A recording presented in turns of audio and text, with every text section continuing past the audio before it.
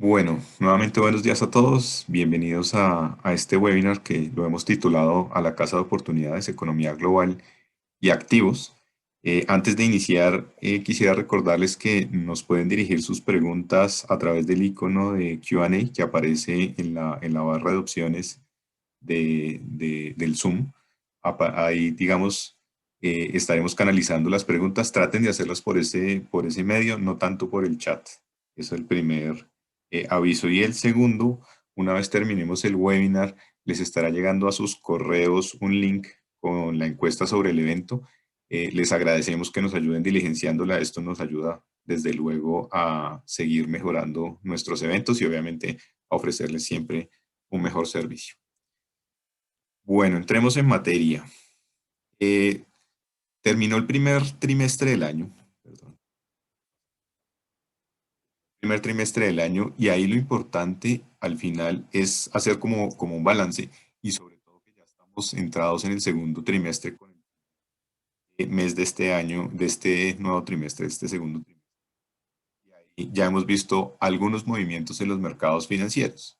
En particular, pues Estados Unidos sigue siendo como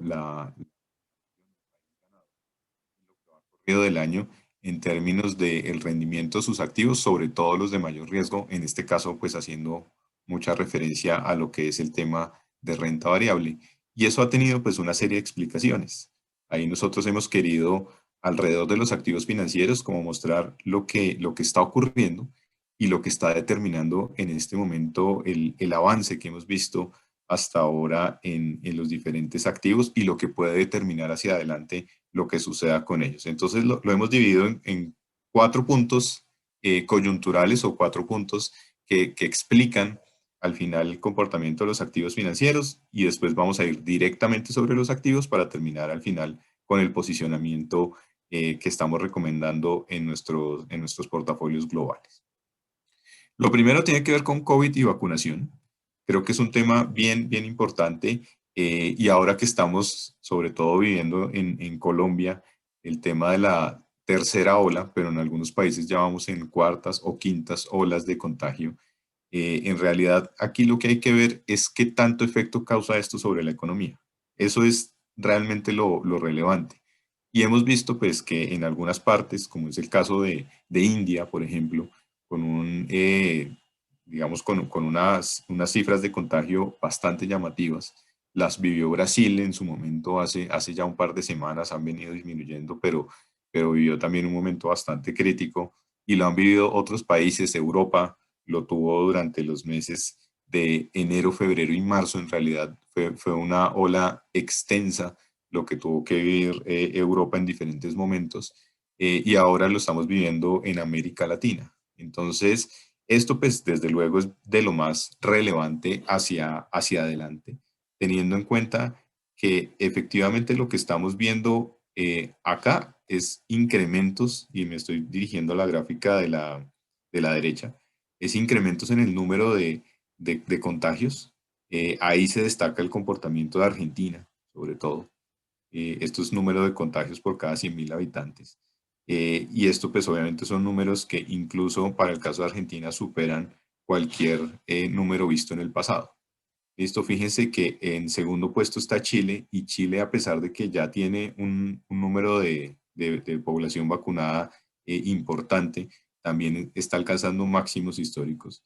Después estamos nosotros, Colombia, que si bien todavía no superamos el pico que vimos en el mes de enero, estamos cerca de alcanzar esos niveles y todavía, de acuerdo con los expertos en epidemiología, nos quedan un par de semanas adicionales, digamos, de ver este incremento en el número de contagios.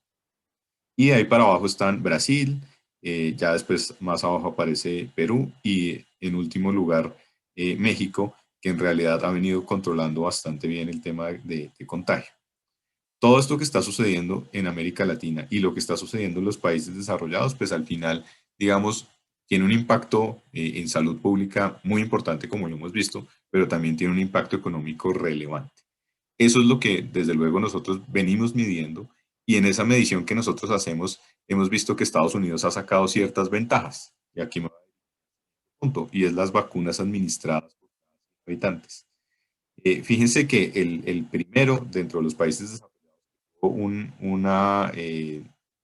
despegue en el número de vacunados fue el Reino Unido, y hasta cerca del mes de marzo, mediados de marzo, eh, finales de febrero, mediados de marzo, le sacaba una ventaja importante a Estados Unidos, casi un 10% más de dosis aplicadas por cada.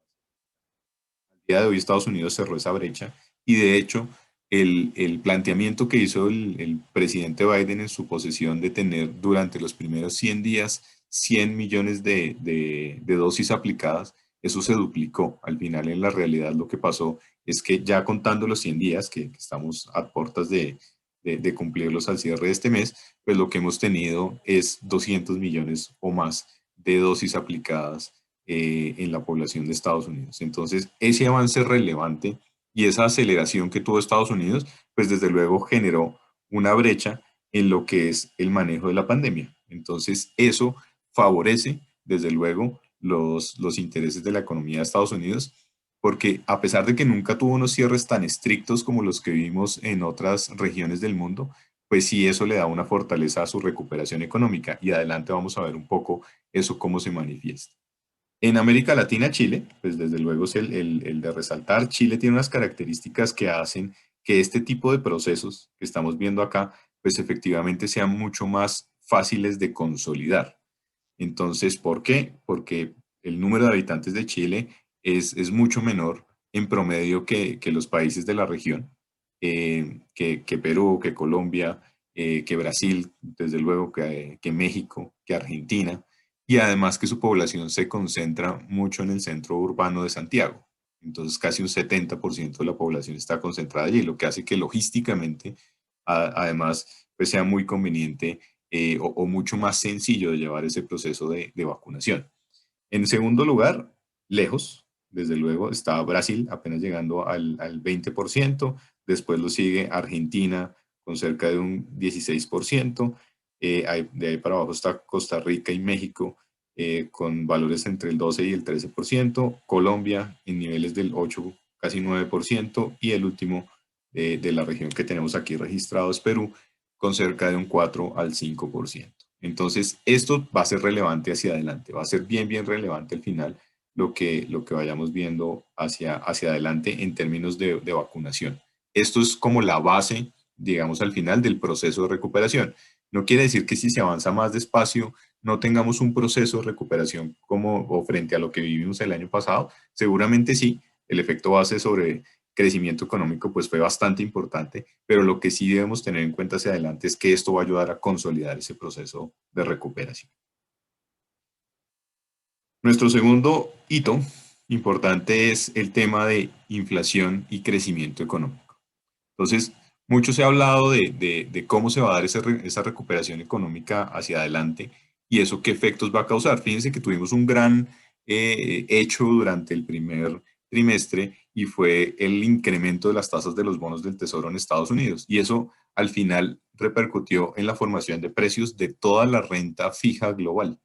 Entonces, al final lo que tuvimos fue que esas alzas de precios, perdón, esas alzas de tasas, lo que generaron fue desvalorizaciones en la renta fija que vivimos por lo menos hasta el cierre del primer trimestre con mayor intensidad, y que en el primer mes del segundo trimestre hemos recuperado algo, pero todavía en lo corrido del año hemos visto números rojos en general en la renta fija. ¿Eso qué nos lleva a pensar? Entonces, lo primero y una de las preguntas que más se repite bueno, ¿eso lo vamos a ver durante todo el año? Efectivamente, vamos a tener incrementos de tasas de interés sucesivos en el año que nos lleve a que la renta fija nunca logre como estabilizarse y al final tener un rendimiento mejor de lo que está mostrando hasta ahora. Y las respuestas empiezan a salir por sí solas. Lo primero es ver qué puede pasar con la recuperación del crecimiento. En la gráfica de la derecha, lo que aparece es el crecimiento global. Aquí está el PIB mundial y aquí sería el crecimiento que hubiera tenido si nunca hubiera existido pandemia, esta línea punteada celeste que aparece dentro del círculo rojo, y las perspectivas que tenemos con COVID. ¿Listo? Una vez sucedido lo que pasa, ¿qué debería pasar hacia adelante? Fíjense que incluso después de la recuperación que vamos a tener en 2021 y del crecimiento que vamos a tener en 2022, esa brecha no se cierra. ¿Eso al final qué implica? Que vamos a tener todavía recursos en el mundo que no están siendo utilizados en pleno empleo. ¿Listo? Pleno empleo no significa que todo lo utilizamos al 100%, sino pleno empleo lo que significa es que le damos el máximo uso posible de acuerdo a las condiciones que tengamos en cada economía. Y eso al final no se está dando y vemos que no se va a dar hacia adelante a pesar de los buenos números que estamos teniendo en recuperación global. Fíjense que acá tenemos en la línea, en la gráfica de la izquierda, tenemos el crecimiento global, que el año pasado fue de menos 3.4%, el rebote, que por ahora se proyecta en un 6% para el 2021 y un 4.6% para el 2022. Entonces, fíjense que hay una correlación interesante con la inflación mundial. Esto más o menos se siguen en tendencia lo que pasa en el crecimiento global con la inflación. Entonces, si bien hay unas presiones claras para el año 2021, fíjense que esas van desapareciendo o se desvanecen hacia el año 2022. Entonces, no vamos a tener un proceso de formación de precios de la economía en general, aquí ya estoy hablando de bienes y servicios, donde vamos a tener que la inflación va a estar permanentemente subiendo, ¿listo? Sino que lo que vamos a tener es un momento en el que va a subir la inflación efectivamente, que es lo que está descontando el mercado en anticipo, que seguramente para el caso de Estados Unidos, para hacerlo un poco más visible, vamos a tener inflaciones por encima del 3,5% en la mitad de este año, entre junio y julio, pero al final del año vamos a cerrar nuevamente en los niveles en los que estamos ahora en inflación anual, más o menos un 2.5, 2.6%. Eso lo que implica al final es que si bien hay una presión momentánea sobre las tasas de interés, que como les digo se está descontando o se descontó en anticipo, eso no va a ser permanente hacia adelante.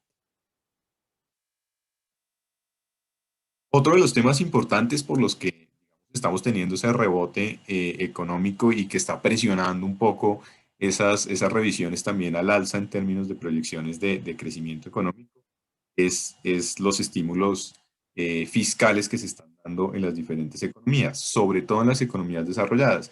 Fíjense que así cerramos el año 2020, ¿listo? Sin, todavía no tengan en cuenta esto.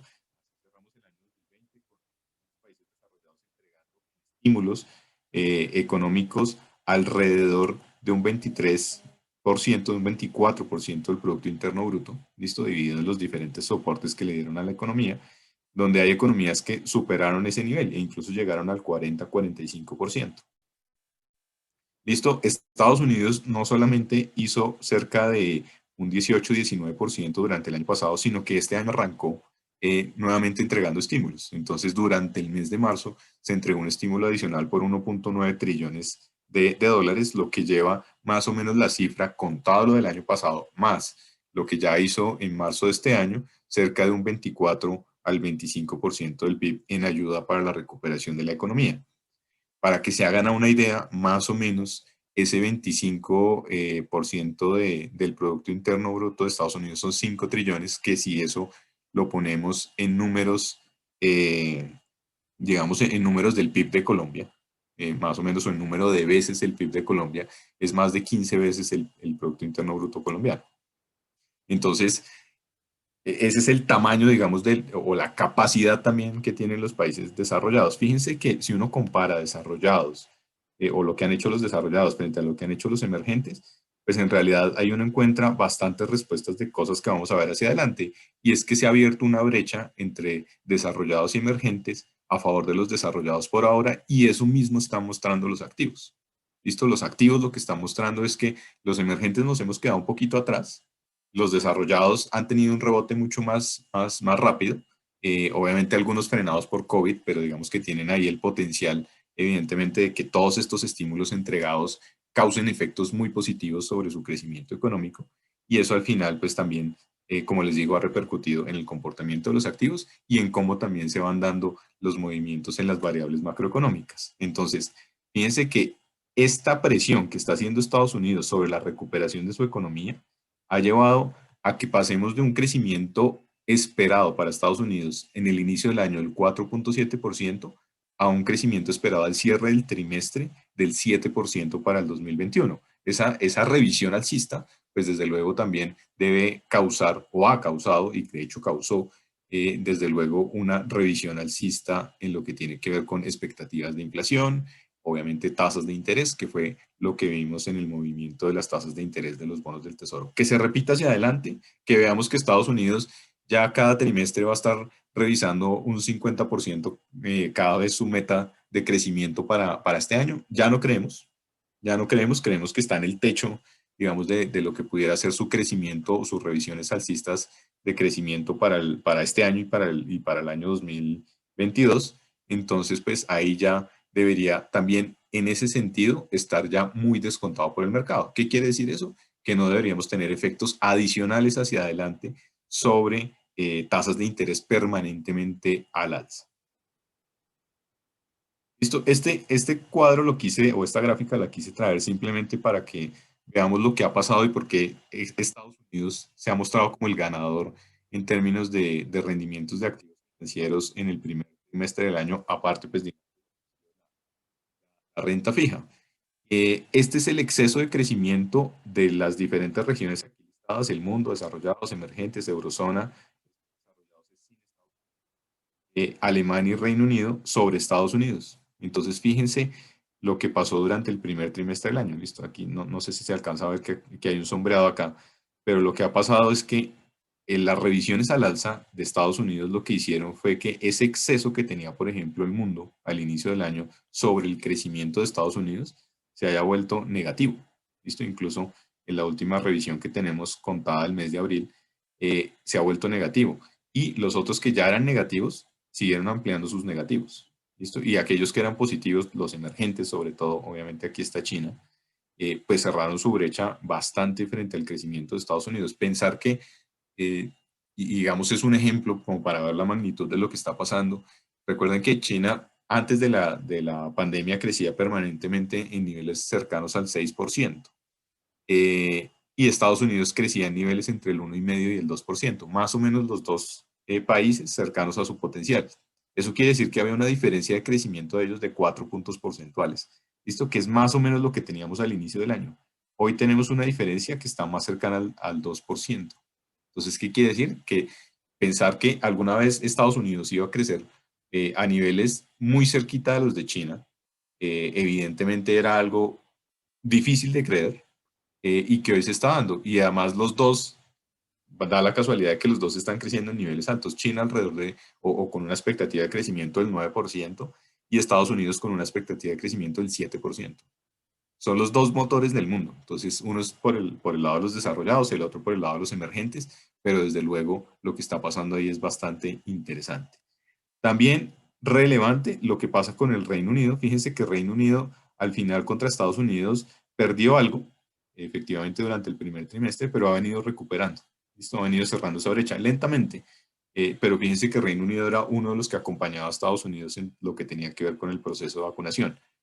Alemania y la eurozona, entonces también abrieron su brecha. Recientemente ya están llegando como a estabilizar un poco esa brecha y es de los que nosotros tenemos una mejor perspectiva, tanto Reino Unido como la eurozona. Dentro de la eurozona, pues desde luego Alemania, pero son de los que mejor perspectiva tenemos hacia adelante y de los que creemos que pasados los cierres que tuvieron durante el primer trimestre, ya hemos visto algo de apertura en este comienzo del segundo trimestre y lo que esperamos hacia adelante es que efectivamente sea la región que dé sorpresas, o las regiones, porque pues en este caso es Reino Unido y Eurozona como tal, las que den sorpresas en términos de revisiones al alza en crecimiento y eso empiece a reflejarse en sus activos. ¿Listo? No quiere decir que Estados Unidos sea malo y que ya no nos guste ni nada, sino que hay que estratégicamente buscar la forma de enfrentar a Estados Unidos y aprovechar las oportunidades que empiezan a dar otras regiones. En principio, Europa y mercado y Reino Unido, y después en el segundo semestre seguramente veremos algo más de repunte de los mercados emergentes. Esto para ilustrarles un poquito de lo que les hablo, de qué ha pasado en el corto plazo. Fíjense, este es un índice que tiene base 50 puntos. Entonces, este índice que tiene base 50 puntos, en la medida que esté por encima de 50, se considera expansión, en la medida en que esté por debajo de 50 puntos. Entonces, bueno, Estados Unidos, miren, sigue siendo líder. Eh, la eurozona ha venido recuperándose. Y a pesar de que tuvieron un traspié comenzando el mes de abril, recuerden que Francia tuvo algunas alertas de cuarentenas un poco más estrictas. Alemania intentó, pero al final no lo hizo, digamos, no se le, o no estuvo soportada la decisión del gobierno al final por las personas, entonces pues no se hicieron cierres tan estrictos. Eh, pero fíjense que aquí sigue la senda de recuperación. Eh, Alemania, ¿listo? Que había logrado 57 puntos, sigue creciendo, aunque menos acelerado de lo que venía en marzo, por algo de lo que les acabo de comentar, pero seguramente hacia adelante tendremos nuevamente un repunte importante. Fíjense lo que es Reino Unido, ¿listo? También igualando lo que tenía Estados Unidos, a pesar de que tuvo un bache comenzando el año, ¿no? En enero y febrero con las cuarentenas más estrictas. Reino Unido está casi listo para volver a la normalidad en su economía. Entonces, pues eso va a ser bien importante, además porque la economía de Reino Unido pues está, si no bien concentrada en servicios, la parte de servicios es muy importante, ¿listo? No solo industria, por ejemplo, Alemania sí es un poquito más concentrado en industria frente al promedio pues, de lo que es la región. Entonces, esto va a ser bien relevante también hacia adelante. Japón, fíjense lo que es Japón. Venía en negativo sin crecimiento desde enero del año 2020. ¿Listo? Justo ocurrió la pandemia, se acercó siempre a los niveles de 50, pero no los había logrado. En abril lo logró. Esto es un hito importante y hacia adelante, pues efectivamente, esto va a empezar a marcar también cosas diferentes para Japón. Japón, el problema que tiene es que su proceso de vacunación viene muy lento. Debería acelerarlo además porque tiene el tema de los Juegos Olímpicos muy cerquita, a pesar de que ya declaró pues ciertas restricciones y es que solo se va a hacer con público local. Entonces, pues evidentemente eso marca una diferencia, pero pues desde luego eso sí debería llevar a que rápidamente vaya acelerando su proceso. Por ahora no se ha visto tanto, de hecho la semana pasada entraron en confinamiento casi que estricto por el crecimiento de casos en el país. Entonces, pues desde luego Japón todavía es algo frágil, digamos, pero pues hacia adelante debería también mostrar un comportamiento mucho mejor. Vamos a ver esto cómo va a evolucionar. En los emergentes aquí todavía no tenemos el preliminar de abril, pero lo que habíamos visto es que nuevamente habían venido acelerando. China, después de un bache que había tenido también en el inicio del año, ha tenido un rebote. Y aquí, fíjense, lo que es esto es representativo de lo que pudiera estar pasando en América Latina. Esto es Brasil. Y acá no tenemos India, pero India, pues desde luego también venía con un ritmo de recuperación bastante importante y lo que ha pasado recientemente es que su economía ha vuelto a cerrar y ha vuelto a cerrar a niveles muy similares a los que tuvo en el año pasado. ¿Listo? Tal vez no vamos a caer a estos niveles de actividad, pero seguramente sí vamos a tener un golpe importante como para llegar a niveles, por ejemplo, de lo que tuvimos en junio. India es un jugador relevante en el contexto global, sobre todo en lo que tiene que ver con demanda de commodities. ¿Listo? Entonces, pues es un tema importante como socio, digamos, estratégico, obviamente, de los que somos exportadores de commodities. Nuestro tercer hito es flujos de capital. Entonces, ¿qué ha pasado en términos de flujos de capital? Esta gráfica, que es la del dólar global, visto esta línea celeste que ustedes ven acá, es el dólar medido contra las principales monedas del mundo. ¿Listo? ¿Y por qué traigo esto para hablar un poquito de flujos de capital? Porque es muy representativo de lo que está pasando al final en términos de cómo se está moviendo ese exceso de dólares del que hemos hablado infinitamente en el mundo.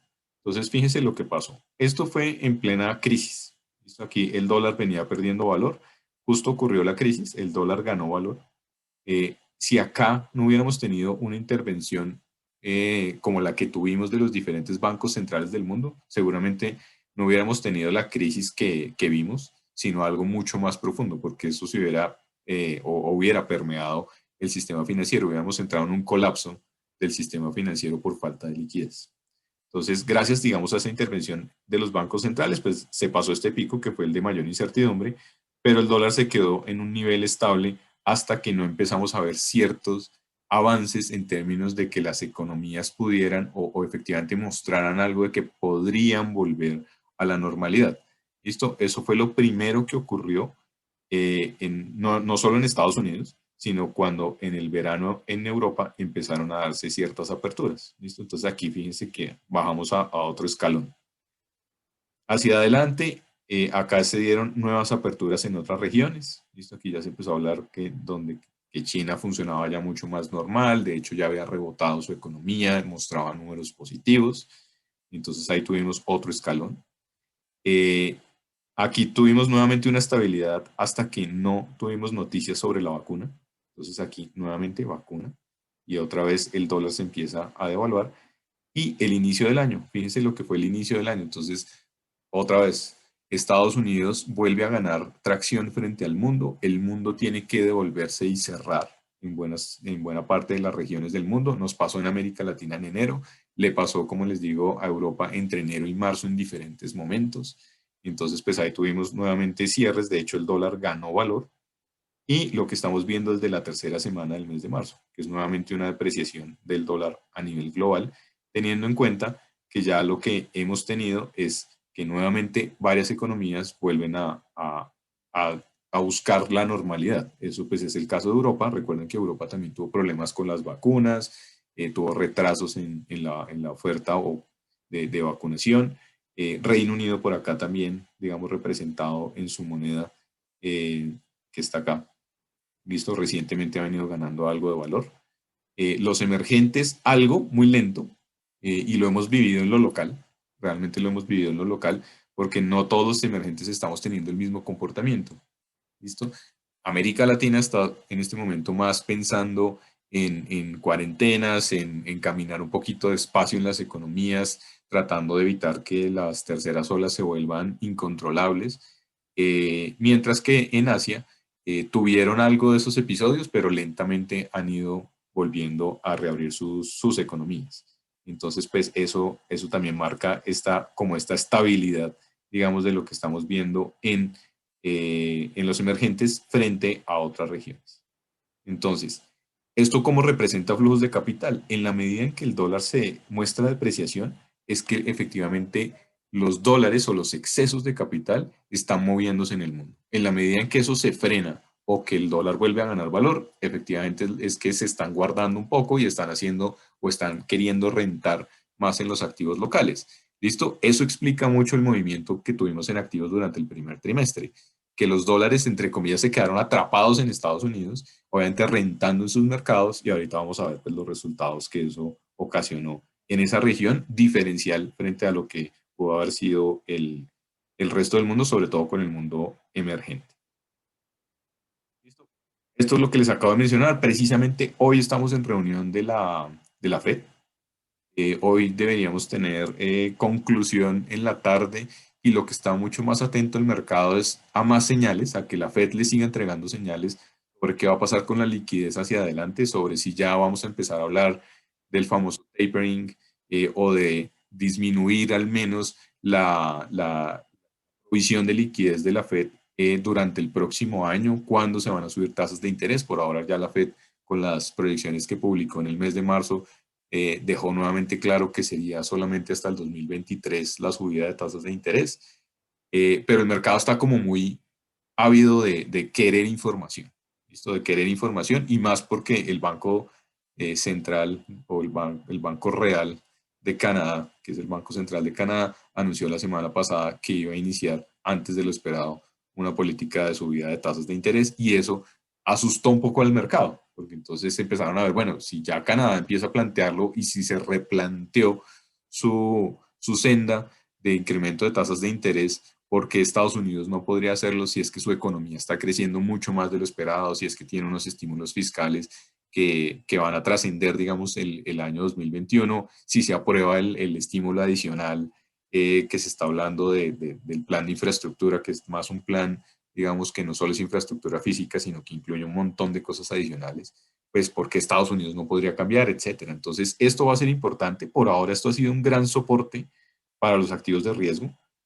Aquí está cruzado la suma de las hojas de balance de los principales bancos centrales de los países desarrollados contra el índice global de acciones y fíjense que pues hay una tendencia que es clara. Entonces, en la medida en que hemos tenido excesos de liquidez, pues esto se ha venido recuperando. Hacia adelante, incluso seguimos proyectando excesos de liquidez, no solo porque la Fed va a seguir comprando, creemos que va a seguir comprando así sea a una menor velocidad, sino porque otros bancos centrales como el Banco Central Europeo mantienen su nivel o van a mantener al menos su nivel de compras actual hasta mediados del próximo año. Entonces, pues eso le sigue inyectando excesos de liquidez al mundo y eso evidentemente sigue siendo, digamos, soporte o parte del soporte de lo que estamos viendo en los activos de mayor riesgo, en este caso representados por renta variable. Flujos, y aquí están los flujos de capital hacia mercados emergentes, entonces están los flujos de capital de los residentes de cada una de estas regiones y los flujos de capital de los no residentes. Fíjense que los no residentes, que son los flujos globales, al final, digamos, ese exceso de liquidez que está rodando por el mundo, pues en general se ha venido buscando mercados emergentes. Los flujos de los residentes en neto han sido negativos y eso también se explica, digamos, por diversificación de portafolios, por tratar de afiliarse a la moneda dura, que en este caso pues sería el dólar o activos, digamos, que sean dentro del espectro de los activos de riesgo los más seguros, que también se puede asociar con la bolsa de Estados Unidos, pues obviamente el rendimiento que han tenido los activos de los mercados desarrollados también hacen que esa diversificación de portafolios de los residentes de los mercados emergentes busquen diversificar con mercados desarrollados. ¿Listo? Pero fíjense que lo que sí está pasando es que hay flujos hacia los mercados emergentes. En la medida en que vayamos teniendo una menor aversión al riesgo, o sea, que vayamos superando todo este tema de las olas de COVID y que cada vez que tengamos una nueva ola sea una ola que tenga un pico cada vez más bajo, eso debería darse gracias a la vacunación, pues evidentemente el riesgo disminuye o esa volatilidad disminuye y ese riesgo de cierres posibles de la economía pues disminuye. Y en la medida en que vayamos teniendo eso, pues efectivamente hacia adelante nuestros activos pues van a lucir como favoritos y me refiero a los activos de los mercados emergentes. ¿Listo? Entonces pues eso explica en buena parte digamos, este flujo digamos, hacia regiones emergentes y eso reconociendo que hay valor y que si la recuperación de la economía global se da más o menos como se tiene pensada, pues evidentemente eso debería también reflejarse en activos. Esto simplemente un resumen de lo que acabo de decir. En la medida en que tengo mayor incertidumbre, los activos de riesgo no les va también en rentabilidad. En la medida en que tengo menor incertidumbre, esto debería generar un valor adicional. ¿Listo? Esto es un indicador, como lo vemos ahí, mensual desde 2008 a 2020, variación anual.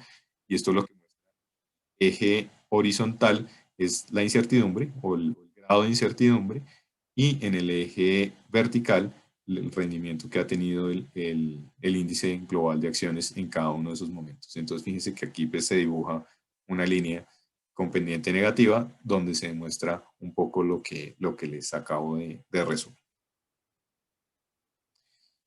Riesgos y coyuntura. Esto de todos modos no está mal, digamos, olvidarlo ni tenerlo en el espectro y como les digo, no para abandonar una región y simplemente, o un país y simplemente no tenerlo dentro del asset allocation, sino también saber cómo enfrentarlo. ¿Listo? O estratégicamente en qué momento estar menos cargado en ciertos países o ciertas regiones. Uno de los temas bien relevantes y que ha sido noticia recientemente es el plan que tiene Estados Unidos, como les decía, un estímulo adicional, pero ese estímulo adicional va a venir financiado con impuestos. ¿Listo? Es la idea que tiene el presidente Biden para presentarle al Congreso. ¿Qué tanto, digamos, o cuál es la probabilidad que esto se apruebe al final? Teniendo la mayoría, digamos, en las dos cámaras, en la Cámara, pues una mayoría mucho más amplia, en el Senado, gracias, pues, digamos, al voto preferencial que tiene la vicepresidenta en este caso, pues siempre van a lograr mayoría simple y con eso pudieran pasar planes, como lo hicieron en el mes de marzo con los 1.9 trillones, pudieran pasar este plan hacia adelante. ¿Qué quisiera Biden? Que fuera negociado. Para eso necesita 10 votos republicanos. Que los consiga no va a ser fácil, teniendo en cuenta que los republicanos están muy alineados a no permitirle estímulos adicionales y no están muy convencidos, pues obviamente, con el plan de subir impuestos como lo está planteando el gobierno actualmente. Entonces, ¿cuál es el riesgo ahí? Bueno, aquí esto es simplemente un resumen de lo que incluye cada plan. Esto por el lado del plan de infraestructura, esto por el lado del plan de impuestos. No quiero aburrirlo demasiado números, pero en particular pues, es aumentar los impuestos, reforzar la política fiscal que ahorita les explico, es cambiar un tipo de impuestos por otro, que eso le iría generando cada vez ingresos adicionales, mínimo del 15% sobre ingresos contables, que eso al final representa cerca de 1.8 trillones. Listo, adicional pues digamos a otras cosas que viene acá, que al final serían los 2.2, que casi que financiaría digamos el plan de infraestructura que está proponiendo en principio o como plan core, como plan más grueso, el gobierno de Biden. ¿Qué implicaciones puede tener eso hacia adelante? Que es la pregunta pues que siempre le hacen a uno de, bueno, ¿y si Estados Unidos sube impuestos, nos importa o no nos importa? ¿No? Este es el efecto que tendría simplemente tener en cuenta el 28% del impuesto corporativo. Hoy está el impuesto mínimo contable del 15% y el GILTI tax. El GILTI tax al final es un impuesto a las corporaciones foráneas controladas por residentes de Estados Unidos. Es más que todo un impuesto sobre derechos de propiedad intelectual como intangibles, pero que al final son bienes que consideran móviles. Entonces la propiedad intelectual es el más grande de esos, donde efectivamente todo lo que se pueda hacer afuera o toda la, digamos, la patente que tenga cualquier empresa, pues se puede transferir a compañías locales y eso pues debería tener beneficios positivos. Eso pues es lo que se quiere grabar con ese GILTI tax. Este es el efecto, como les digo, que tendría sobre las utilidades o sobre las ganancias de los diferentes sectores del Standard Poor's. ¿Listo? Fíjense que en total, para el Standard Poor's esto tendría un impacto cercano al 7%. ¿Listo? Entre el 7 y el 8%. ¿Qué significa eso? Que si nada cambia, si digamos ese impuesto o ese tipo de impuestos se aprobaran hoy, nada pasa. ¿Listo? Nada me refiero a que no se mueve más el mercado, no se revisa más Estados Unidos al alza, no hay, digamos, como, o no se cumple esa meta de crecimiento, etcétera. Hoy eso significaría que las acciones podrían caer un 8%. ¿Listo? Así digamos, en plata blanca. Eso es lo que significaría hoy. Obviamente esos efectos pues van, digamos, diluidos por ciertas otras cosas. No necesariamente va a ser ese el efecto total al final, pero digamos que obviamente sí es un efecto relevante. ¿Qué puede pasar con eso? Y eso pues para que lo tengan en cuenta. Nosotros, por ejemplo, tenemos una expectativa de crecimiento de los precios en Estados Unidos del 15% este año. Acumulado, y lo vamos a ver adelante, ya vamos cercanos al 11%. ¿Listo? Lo que quiere decir que en el resto del año le restaría un 4, digamos, por acumular. Si esto se aprobara, y yo creo que esto, digamos, dándole vueltas en el Congreso, debería estar aprobado para el mes de agosto, septiembre, por ahí, sí pudiéramos tener algunas correcciones en lo que estamos viendo de la evolución de la bolsa en Estados Unidos. De hecho, fíjense que esta semana esto se anunció desde la semana pasada, pero el domingo se anunció como mucho más en firme que el gobierno pues ya estaría pensando pronto poner a consideración del Congreso esto. Pues lo que ha pasado esta semana es que hemos tenido una bolsa quieta. En realidad en Estados Unidos hemos tenido una bolsa quieta y los temas que han estado tratándose alrededor de la evolución de los precios es precisamente qué va a pasar con el tema de impuestos. Entonces, es un tema a tener en cuenta, como les digo, no es para salir corriendo a Estados Unidos y decir, ya esto fue lo que rentó en el año, entonces si le resto 8 solo voy a rentar 3, entonces fue un año malo. No, lo que les digo es, hay que tener cuidado. Aquí está, obviamente, por ejemplo, el sector tecnología, sí es uno de los más impactados. Eh, ¿Listo? Comunicaciones también, consumo discrecional también, healthcare, los menos, digamos, afectados en este caso serían real estate y utilities, algo energía, ¿listo? Materiales industriales, digamos, seguirían en ese punto. Entonces, es para saber enfrentarlo, obviamente para irle haciendo seguimiento y como les digo, no necesariamente para salirme, porque después eso puede dar una oportunidad de entrada. El efecto no es permanente en el sentido en que es un efecto de una sola vez y a partir de ahí, si la economía sigue andando bien, pues efectivamente las utilidades deberán seguir creciendo hacia adelante. Entonces es un golpe, digamos, como de un momento que no necesariamente es en un solo mes o en un solo día, sino que puede estar diluido en un trimestre, por ejemplo, y a partir de ahí lo que vamos a ver es nuevamente repuntes. Entonces, como les digo, es para tenerlo y para hacerle un tratamiento estratégico, pero es un punto relevante para no dejarlo de lado. Otro de los temas, petróleo y OPEP, este va a ser también noticia a lo largo del año, y es que la OPEP lo que ha planteado al final es ir incrementando su oferta. Ahora en el mes de mayo ya hay un incremento programado de su oferta, lo que quiere decir que ese incremento que vimos también en el precio del petróleo sucesivo durante el primer trimestre del año, nosotros creemos que debería parar y lo que deberíamos tener es más estables e incluso con alguna tendencia a la baja en adelante, porque en mayo, por ejemplo, se van a juntar dos hechos y es que la OPEP va a empezar a incrementar su oferta, mientras que países como India, que es el tercer demandante de petróleo en el mundo, van a tener disminuciones en su demanda por este tema del COVID.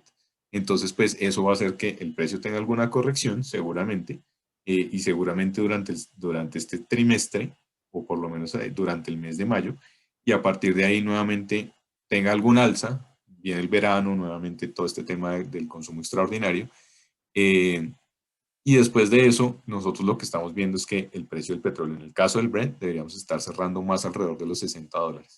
Esto no tanto los 65 o los 70 que alcanzamos durante algún momento en el primer trimestre. Entonces, eso es otro de los temas a tener en cuenta, porque es otro de los temas que puede impactar el comportamiento de algunos de los índices accionarios de los oferentes de petróleo. ¿Listo?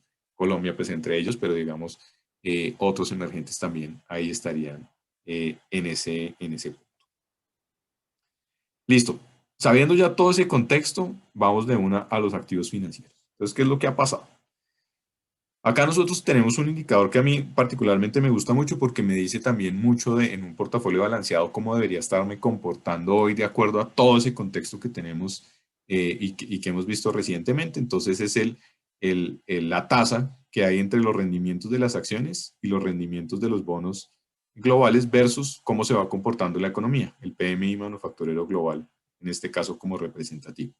Entonces lo que me está diciendo vea, hay una correlación entre los dos y lo que debería estar pasando es que la economía se sigue recuperando, por lo tanto, debería haber un exceso de retorno de las acciones sobre los bonos por algún tiempo más hacia adelante. ¿Qué quiere decir eso? Que en un portafolio balanceado yo debería estar prefiriendo tener un poco más de acciones que de bonos. ¿Listo? Si es solamente un portafolio de renta fija, ¿listo? Que en muchos casos pasa. Entonces debería estar buscando la renta fija que tal vez tenga mayor exposición al crecimiento económico o que sea mucho más cíclica. ¿Listo? En este caso puede ser el high yield, puede ser los mercados emergentes, por ejemplo. ¿Listo? Y adelante lo vamos a ver. Esta es la misma tasa, acciones bonos, pero versus el dólar.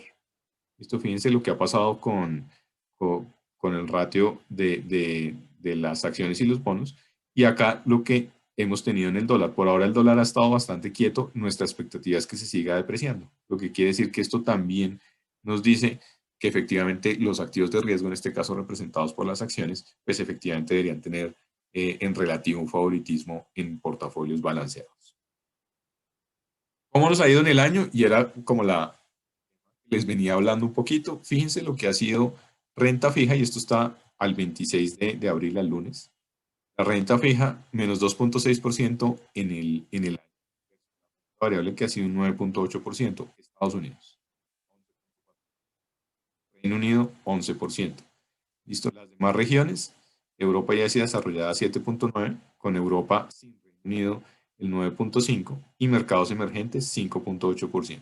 Grandes ganadores al final, mercados desarrollados sobre mercados emergentes, Estados Unidos sobre el mundo. ¿Listo? Que es mucho de lo que vimos anteriormente y que está sustentado en buena parte de lo que se refleja en los indicadores que ya les mostré. Dentro de renta fija, que ha explicado particularmente la caída, los tesoros y el investment grade de Estados Unidos o las empresas de Estados Unidos que tienen emisiones grado de inversión. El high yield le ha ido bastante bien y el high yield tiene, pues digamos, su historia detrás, pero el high yield lo que tiene detrás es que hay una alta concentración de sus emisiones en el sector energía y recuerden que el sector energía y petróleo, pues aquí está casi que un 30% o un 28% en lo corrido del año. Y emergentes menos 1.3%. ¿Listo? No les ha ido tan bien.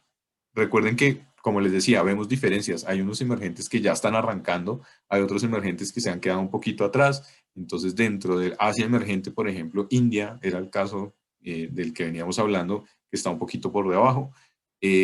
América Latina, Chile muestra un tema de vacunación que le va a favorecer su apertura de la economía mucho más firme hacia adelante, pero otros países como es nuestro caso, como es el caso de Perú, incluso casos intermedios como el de Brasil, pues todavía van caminando un poquito más lento, entonces pues eso al final también deja esta evolución. No es tan negativo como lo que vimos en los bonos del Tesoro, o sea, casi que no fue uno a uno digamos como la transferencia de esa subida de tasas de interés, pero en todo caso pues obviamente hubo un golpe negativo hacia adelante. Metales industriales, cobre, acá representado, 26.1% en el año, también ha sido un comportamiento extraordinario y eso se lo debe mucho al despertar de China en esa consolidación de crecimiento económico. Recuerden que China en el primer trimestre creció 18% en su Producto Interno Bruto y este año, como les decía, tenemos una expectativa de que sea un crecimiento alrededor del 9%. Acá es para mostrarles un poquito más de lo mismo, pero ya en un plano. Me voy solo a la gráfica de la derecha, que es más ilustrativa, y ahí nos muestra eh, riesgo, perdón, retorno medido por el eje vertical y riesgo medido por el eje. Fíjense lo que han sido los mercados desarrollados. Los mercados desarrollados no solamente han tenido un mejor comportamiento, sino una volatilidad. Los mercados emergentes no les ha ido mal, tampoco se puede hablar, pero su volatilidad sí es más alta. En parte esta volatilidad, recuerden que esto está medido en dólares, entonces en parte esta volatilidad también ha venido acompañado de lo que ha pasado con las monedas. Listo, si uno ya se empieza a ver Latinoamérica, fíjense lo que es Chile y México frente al resto. Listo, entonces pues acá Colombia es el que viene más rezagado dentro de los que tenemos acá medidos. No solamente acá, no, recuerden que está en dólares también, entonces hay que sumarle la devaluación que hemos visto.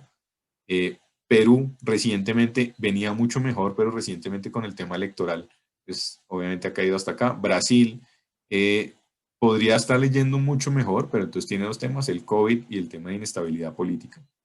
Entonces, pues ahí esos son temas que, digamos, explican este comportamiento que está teniendo acá.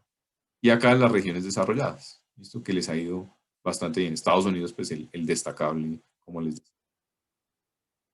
¿A qué le ha ido bien dentro de Estados Unidos? Entonces, como les decía siempre, la idea no es desechar per se cualquier tipo de activo o cualquier tipo de región, sino siempre saber cómo enfrentar esas regiones. Nosotros, por ejemplo, hemos venido desde hace ya un tiempo para acá subponderando Estados Unidos. ¿Qué quiere decir subponderar? Que le hemos quitado peso a Estados Unidos dentro de nuestro portafolio de renta variable.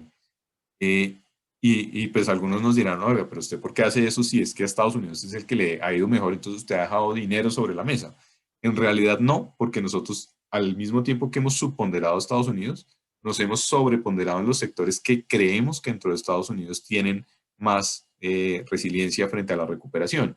Y aquí los sombré, son energía, financieras, industriales, materiales, que fíjense que mientras que Estados Unidos está creciendo al 11, en el año corrido este está al 26, este está al 20, este está al 15, igual que este. Y nuestro sesgo, que es un poco más value, dentro del portafolio está creciendo al 15%. Entonces, digamos, sí le logramos sacar una ventaja, a pesar de que Estados Unidos lo tenemos subponderado como región. Entonces, no estamos en una estrategia tan direccional como vámonos solamente al Standard Poor's y esperemos a ver qué pasa, sino que efectivamente estamos haciendo estrategia activa dentro de ese Standard Poor's, tratando de sacar ventaja en los sectores que para nosotros hacen mucho más sentido dentro del crecimiento económico, los que siguen mucho más el ciclo económico. Esto es reciente también y es como va la publicación de utilidades. Solamente va el 26% del Standard Poor's, pero con ese 26% ya hay un 34% de promedio al alza. Eh, Esto pues es bien interesante. Fíjense que en casi todos los sectores, con excepción de utilities y real estate, un crecimiento en utilidades negativo.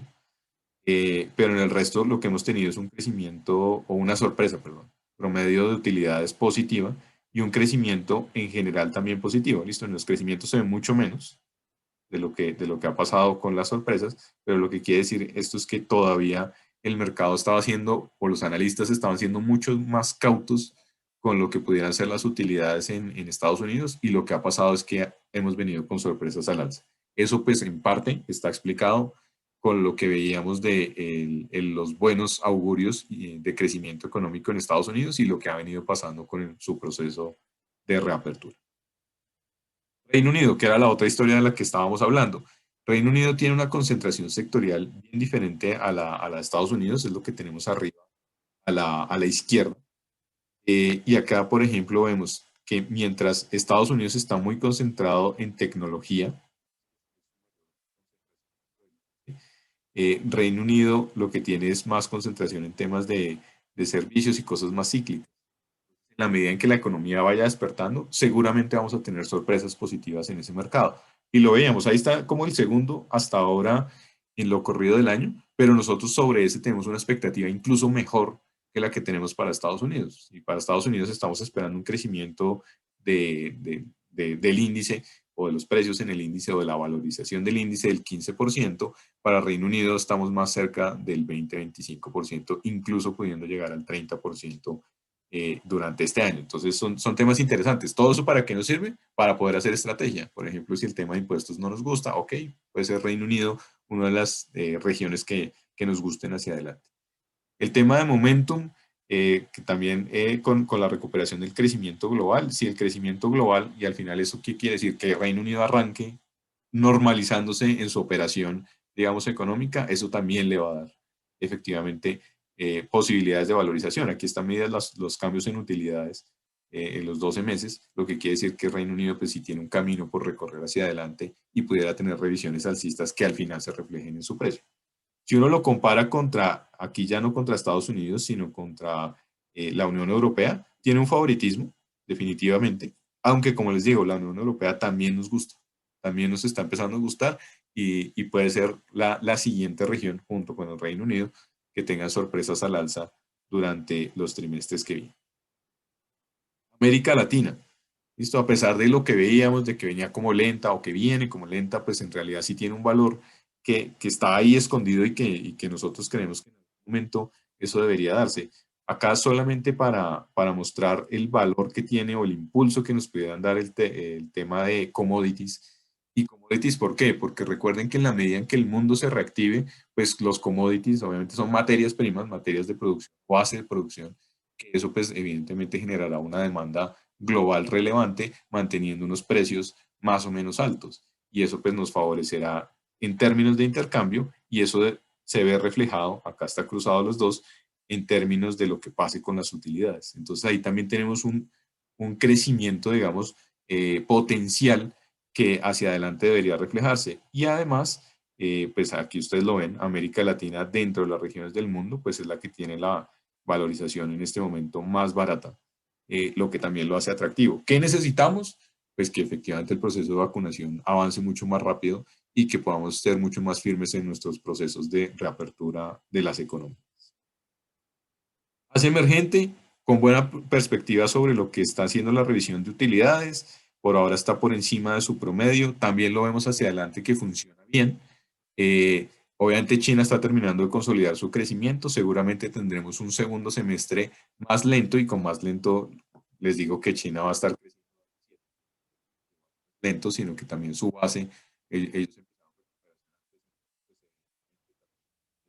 esa aceleración es normal, pero no quiere decir que sea una economía que se esté yendo a crisis ni que no veamos valor. Y obviamente no solo es China. Entonces, pues lo que vamos a tener es alrededor de China otras economías que sí están empezando su proceso de recuperación un poquito más tardío y que efectivamente le van a poder entregar valor o valorización a los emergentes asiáticos. Tasas de interés, aquí pues creo que ya les conté el cuento en extenso, lo que ha venido pasando es que las tasas de interés, las que eran negativas son cada vez menos negativas y las que eran positivas bajitas han venido subiendo. Lo que hemos tenido al final es en el mundo, y esto es Estados Unidos y es Europa y es Latinoamérica y es Colombia, tenido empinamiento de las curvas de rendimiento porque por ahora la tasa base o la tasa que controla el Banco de la República y los bancos centrales se ha quedado quieta, mientras que las tasas de interés de los bonos han venido creciendo. ¿Listo? Ese empinamiento de las curvas es o ha sido, digamos, como general y es natural en un proceso de recuperación económica. ¿Listo? Esto no quiere decir que vaya a durar infinitamente, tampoco quiere decir que sea una presión per se para que los bancos centrales actúen ya y tengan que subir sus tasas de interés aceleradamente. Eso dependerá de las condiciones de cada una de las economías. En América Latina lo que hemos tenido es brotes inflacionarios. pero hacia adelante pues la idea es que esos brotes inflacionarios pues sean más transitorios que permanentes. ¿Listo? Eso lo iremos viendo. Por ahora eso es lo que hemos logrado identificar en las economías o en la economía en general con la primera. Tasas de interés de los bonos del tesoro. Me voy de una, bueno, aquí está el empinamiento de lo que voy a ver de una esta, que fue el crecimiento que tuvieron los bonos del tesoro en el primer. Incluso hoy estamos en niveles, hoy estamos en niveles de 1,62. Esto era el cierre del lunes, pero alcanzamos niveles máximos de 1,76. Es decir, que en el trimestre alcanzamos a tener incrementos de tasas de interés de casi 90 puntos. Eso en un corto tiempo, pues es bastante, digamos, volátil y lo que hizo fue pues causar al final esos efectos que vimos sobre el mercado. En cuanto a renta fija, y ya para cerrar, digamos lo que tenemos acá es los valores relativos. Fíjense que el high yield versus el investment grade ya no está mostrando un valor tan interesante. ¿Qué nos gusta del high yield? Y ahora lo van a ver en el posicionamiento que lo tenemos como uno de nuestros favoritos. Es que evidentemente ahí el high yield está mucho más cerca del ciclo económico, relacionado con el ciclo económico, no pues está muy atado a lo que pasa con la tasa base. Entonces, ahí digamos que el high yield encuentra valor no solamente en los movimientos de tasas de interés, sino también en lo que pueda hacer los factores que impactan positivamente el crecimiento económico, como lo veíamos, el tema de petróleo, por ejemplo. Listo, CMB High Yield versus Estados Unidos High Yield, estos emergentes corporativos versus el High Yield americano. Aquí, digamos que está a favor del CMB High Yield. Emergentes, grado de inversión versus triple B de Estados Unidos, un valor relativo, digamos, casi que igual. Había tenido un valor relativo interesante el CENBI Investment Grade. En este momento es casi que indiferente. Y el CENBI Latam versus el CENBI Asia también está en valores muy neutrales. En realidad ahí no hay una preferencia, digamos, muy abierta. Finalmente, y pasamos ya con esto a preguntas, el posicionamiento que tenemos, como les decía, estamos prefiriendo renta variable sobre renta fija. Estados Unidos lo tenemos subponderado frente al promedio o frente a lo que es su benchmark, por las razones que les expliqué. Nosotros hemos venido siendo cautos en el sentido de ir tomando ganancias, pero al mismo tiempo apostarle a los sectores que nosotros creemos que representan más el crecimiento económico y que se van a ver más beneficiados o se han visto más beneficiados con esas revisiones al alza que ha hecho Estados Unidos.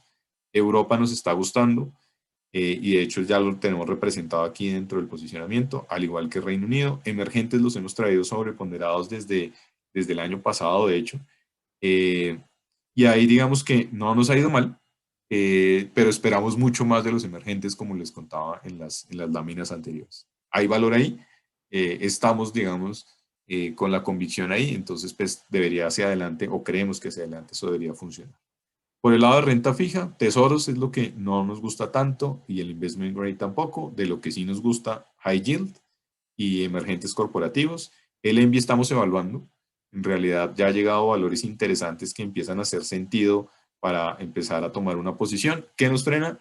El tema del COVID y de qué tanto vaya a evolucionar o qué también vaya a evolucionar hacia adelante el tema de las reaperturas. Entonces, eso es lo que nos detiene un poco, lo estamos evaluando, ahí hay valor y lo que estamos viendo es que hay oportunidades ahí. Con esto termino. Por aquí veo que hay una pregunta en el Q&A y me preguntan particularmente cuál es la expectativa de valorización para la renta variable europea. Como les decía, para la renta variable, Reino Unido más cerca entre el 25 y el 30%, en Europa deberíamos estar más cerca del 20%. Entonces, pues Europa todavía le queda un espacio, lo veíamos, va en 9.5, le queda en ese sentido casi un 10% más de valorización. A Reino Unido le queda un espacio todavía mucho más grande según lo que estamos teniendo nosotros como visión. Y Estados Unidos es el que le queda tal vez el espacio más acotado, pero nuevamente, no es cuestión de salir corriendo de Estados Unidos. Recuerden que Estados Unidos en todo caso representa el 60% de la capitalización bursátil, entonces pues abandonar Estados Unidos es básicamente quedarse sin la renta variable o sin la representatividad de la renta variable global. entonces es saber enfrentar a Estados Unidos y tener en cuenta los riesgos como los que vimos en este caso, que hacia adelante pueden hacer algún ruido. Y no son puntos para salir y no volver a Estados Unidos, sino tal vez son puntos estratégicos para conseguir nuevamente mejores precios y volver a tener valorizaciones interesantes hacia adelante. No sé si tengan alguna otra duda. Pues este Q&A no veo mucho más.